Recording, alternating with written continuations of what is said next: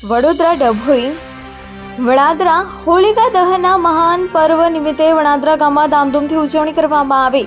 વડાદરા ગામના સ્થાનિક લોકો મોટી સંખ્યામાં હાજરે ભાગ લીધો હતો। હોળી પ્રગટાવતા પહેલા વડાદરા ગામના ગુરુ મહારાજ દ્વારા પૂજા વિધિ કરવામાં આવી હતી। ત્યારબાદ હોળી પ્રગટાવવામાં આવી અને હોળીની ધામધૂમથી ઉજવણી કરવામાં આવી। રિપોર્ટર મિતેશ સોલંકી।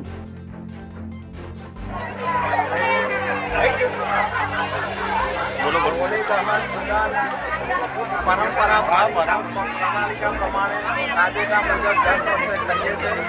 એટલે આ સાલ સમગ્ર ગામ એકત્રિત થઈ અહીંયા હોળી દહન પૂજન ટાઈમ અનુસાર કરવામાં આવ્યું છે।